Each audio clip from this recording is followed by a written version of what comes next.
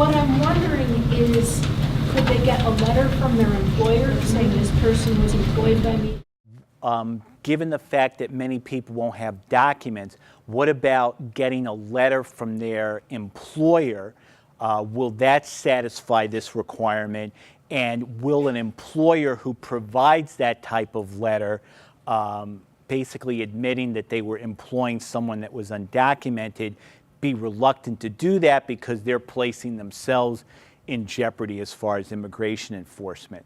I think a letter should suffice, but again, this is where it becomes very important for people to present only documents that are valid, because under the '86 amnesty, we ran into the same problem with farm workers, and so they didn't have pay stubs, but there was this form that their employer could sign, and it turned out that a lot of those that were signed were fraudulent. So I think immigration initially is going to accept letters from employers. We still have to wait for more information on that.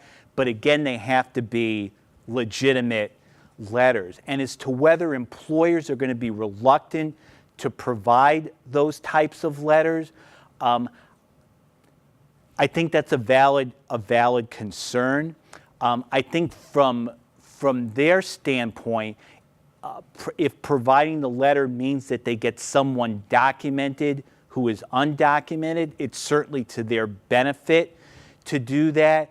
And in all the immigration enforcement that I've ever seen in this area, it usually doesn't target employers. They go to the employer, and if they find out that an employer has a lot of folks that are undocumented, they really don't do anything to the employer. It's the folks that are undocumented that bear the brunt of enforcement.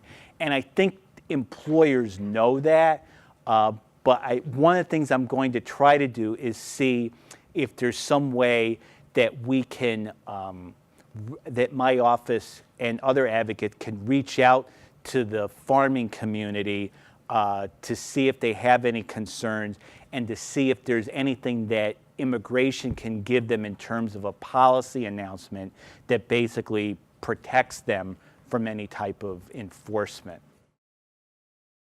The question was, what if people have documents, but all their documents are in their false name? How are they going to prove that they've lived here continuously since January 1 of 2010?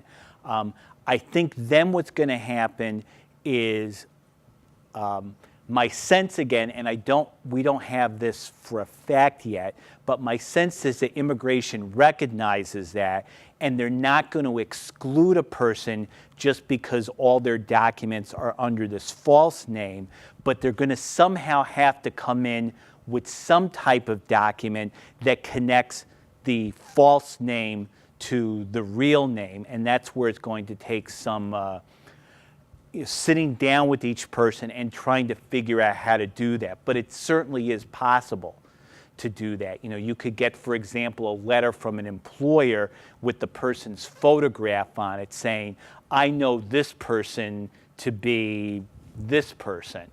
And again, whether, depending upon how reliable those letters appear, depends upon whether or not immigration is going to accept them. So I think one of the things that a lot of legal advocates are going to be doing is trying to figure out how to come up with templates that will satisfy immigration. Gets a Social Security number. Is the IRS going to come after them because they haven't paid back taxes? The IRS doesn't have the resources to do that. You know, the stories in the paper are that, you know, their funding's been cut. They're not going to be able to do as many audits as they used to. This is not something that I see them getting into at all. I don't see that as being a danger of this. What if somebody has used a false name, a false identity? Will that fact that they may have engaged in criminal activity be a barrier to them applying for this? That's something we're going to have to look at pretty carefully, and it depends upon what type of document they what document what type of false document they have. You know, if it's a false document and it's a case of identity theft, so it's the name of a real person, that may be a more serious matter than a document in their real name that's not a true document. But again, I think that's an area where we're going to have to wait for more clarification from Homeland Security on. This was not an issue with DACA because that was geared toward young school-age children who, for the most part, didn't have false documents. They didn't need false documents in order to go to school. Now we're talking, good point, we're talking about an entirely different population.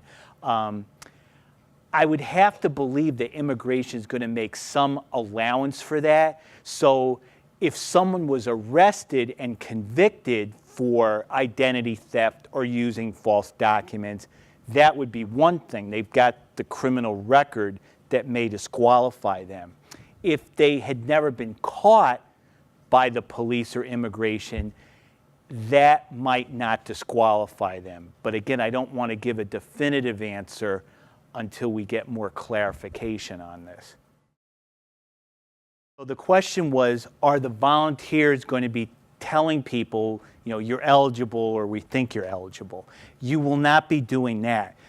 I think what's going to happen, practically speaking, is that people, after they watch the PowerPoint, they're going to hear what the eligibility requirements are. So for folks that are clearly not eligible, they're going to kind of screen themselves out.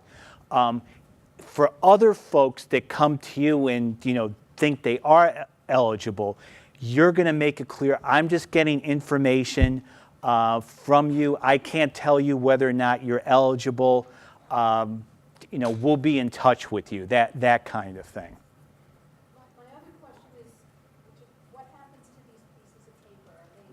I'm just concerned about people's vulnerability.